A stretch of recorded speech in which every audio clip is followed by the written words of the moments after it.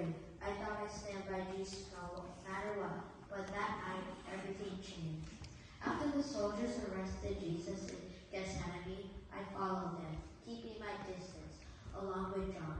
They took Jesus into the house of the high priest, where all the religious leaders had gathered. John got inside because he knew someone was there, and he helped me sneak into the courtyard.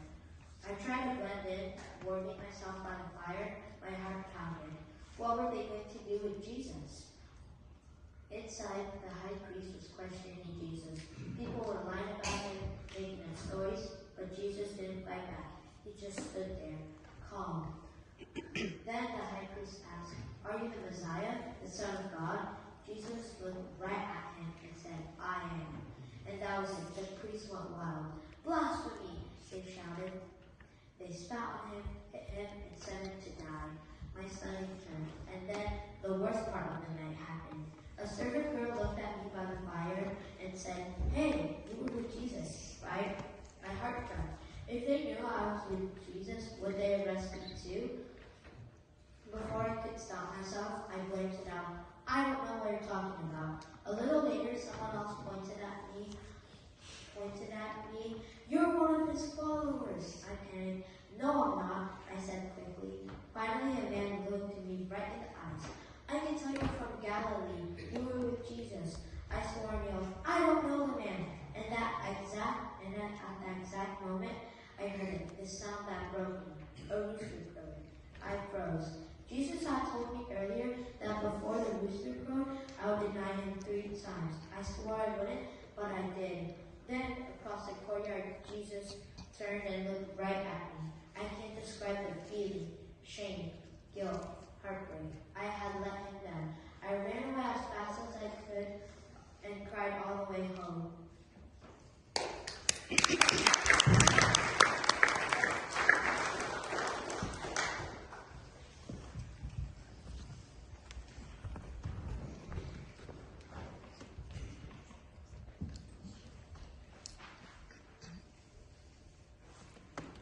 I felt like it was being squeezed so tight I could barely breathe. Then they took him to Pilate, the Roman governor. Pilate looked confused, like he had no idea why Jesus was even in trouble. "Are you the king of Jews?" Pilate asked. Jesus, completely calm, just said, "If you say so." Pilate kept looking at Jesus, probably trying to figure him out. You could tell he didn't think Jesus had done anything wrong. He even tried to reason with the crowd. "I don't see a reason to punish him," Pilate said. "Do you want me to release him?" The crowd went wild. No,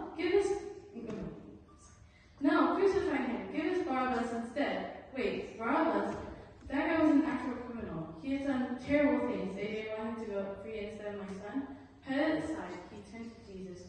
"Don't you hear what they're saying? Don't you have anything to say?" But Jesus, he just stood there, silent, not fighting back, not defending himself, just accepting it. At this point, Pilate looked super stressed. His wife even sent him a message saying, "Don't get this man. I had a bad dream about him." But the crowd, they were out of control. They kept yelling and demanding Jesus to be killed. Finally, Pilate called for a bowl of water, right there in front of everyone. He washed his hands and said, "I am innocent of this man's blood." And just like that, he was sentenced to death. The soldiers then grabbed Jesus and took him away. They didn't just arrest him, they mocked him. They put a purple robe around him like he was pretending to be king. They twisted some thorny branches together and into a crown and jammed it onto his head. "Hail, all King of Jews!" They made fun, bowing to him like it was a joke. Then they punched him, over and over again. My heart shattered. As if it wasn't enough, they gave him a huge wooden cross to carry. By now, Jesus was weak. They had beaten him so badly that he could barely walk. But they forced him to carry the heavy, splinter-filled cross through the streets. People lined up to watch him struggle. Some laughed, some whispered, some cried. I wanted to run to him, to help him. "Stop this!" But I couldn't.